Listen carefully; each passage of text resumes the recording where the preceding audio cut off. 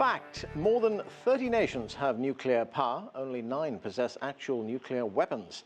Russia, the United States, China, India, Israel, France, the DPRK, Pakistan, and the United Kingdom. The Plowshares Fund, a global security foundation, estimates there are more than 15,000 nuclear weapons around the world. The US and Russia possess 93% of them, which brings us to the Nuclear Security Summit, a gathering in Washington of representatives from more than 50 countries to brainstorm how to keep nuclear material out of the hands of terrorists. It's a problem made more urgent following reports out of Belgium that at least 2 of the suspected terrorists there were targeting a nuclear plant.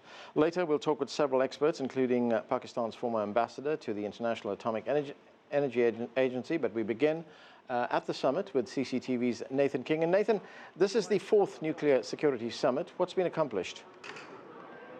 Well, it actually could be the last as well. This was really a baby of President Barack Obama, the US president, following his Prague speech in 2009.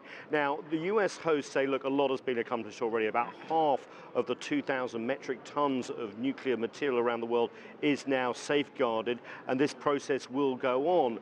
They also are highlighting that 102 countries now have signed on to something called the Convention of Physical Protection of Nuclear Materials. Now, that's a mouthful, but basically what it means now is this will become internationally enforceable. It's a convention of the International Atomic Energy Agency, which, as you know, is an agency of the United Nations. This sets sort of parameters on basically physically securing nuclear material, but also best practices as well. So they think that's an achievement.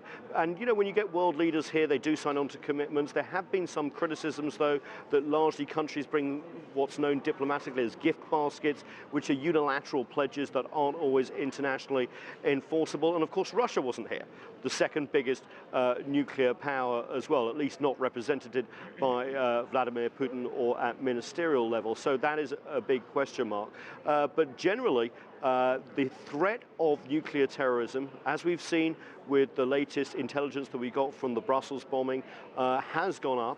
And people do realize that this is one area of nuclear energy where a lot of world powers can actually agree in a very secretive and obviously strategic area. Nathan, President Xi Jinping, the Chinese president, met with President Obama. They held a face-to-face meeting. What came out of that?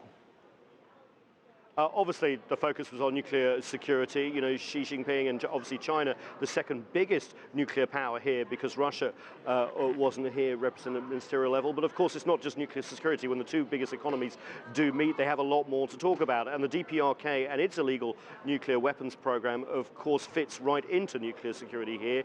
And there was a bit of unanimity between not just Xi Jinping and US President Barack Obama, but also Japan and the Republic of Korea, that everyone is going to enforce these new tough sanctions on the DPRK, UN Resolution 2270, and they're going to try and act as one. And also warning to the DPRK, that if it continues down their path, there will be much more sanctions to follow. In fact, Xi Jinping used this summit to say that China will fully implement those sanctions as well. Also on the sidelines, Xi Jinping and the US president also announced that they are going to sign on, be the first powers to sign on to the climate accord that was in Paris last November. Now, why does signing on matter? They're going to be the first powers to do so when it's open for signature on April the 22nd.